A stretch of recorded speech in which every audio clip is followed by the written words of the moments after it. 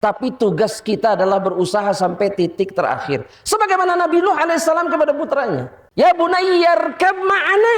Wahai anakku, naik bersama kami.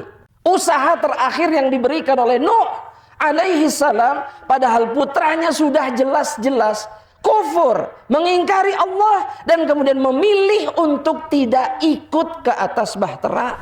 Saya tanya sama bapak-bapak ini, ada nggak yang ingin dikumpulkan lagi dengan istrinya nanti di akhirat? Kenapa nggak dijawab jemaah? Oh, ini jawabannya dalam hati. Iya, semuanya pengen kumpul dengan keluarga nanti di akhirat. Pengen tidak? Sama anak-anak pengen kumpul atau tidak? Pengen tidak? Pengen. Kumpul lagi dengan anak keturunan. Maka yang harus diingat oleh dirinya, dia harus menjaga kesolehan dirinya di dunia. Begitu juga dengan kesolehan orang-orang yang dia cintai. Karena Allah mengatakan waman sholaha, dan mereka-mereka yang soleh. Dan seseorang disebut soleh ketika imannya sempurna, imannya baik, dan kemudian menunaikan amalan sebagaimana yang diinginkan oleh Allah dan Rasulnya sallallahu alaihi wasallam. Saya sering mengatakan jangan bertakwa sendirian. Jangan pernah bertakwa sendirian. Karena tugas kita menjaga ketakwaan istri dan anak-anak kita agar kita bersama-sama masuk surga. Saya mau tanya sama bapak-bapak, susah nggak menjaga ketakwaan keluarga itu? Susah? Susah?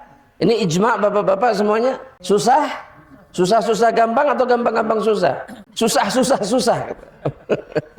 Masya Allah. Tapi anak mau tanya lagi, bisa atau tidak? Bisa jika Allah yang menjadi penolong kita.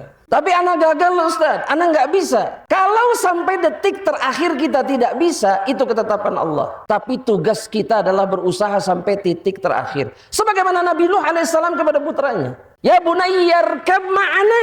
Wahai anakku, naik bersama kami. Usaha terakhir yang diberikan oleh Nuh alaihissalam, padahal putranya sudah jelas-jelas kufur, mengingkari Allah, dan kemudian memilih untuk tidak ikut ke atas bahtera. Tapi Nuh masih melakukannya. Irkab ma'ana. Kemudian dia mengatakan, saya akan pergi ke gunung. Yasimuni, yang akan melindungi diriku. La asimal yaum.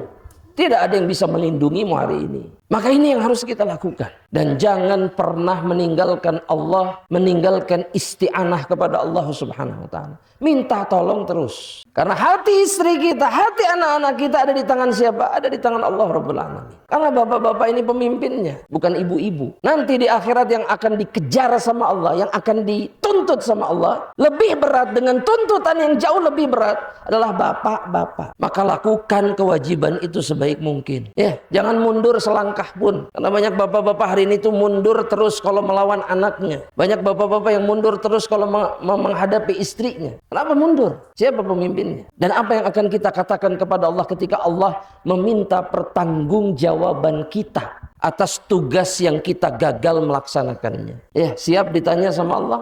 Tidak siap. Siap gagal di hadapan Allah?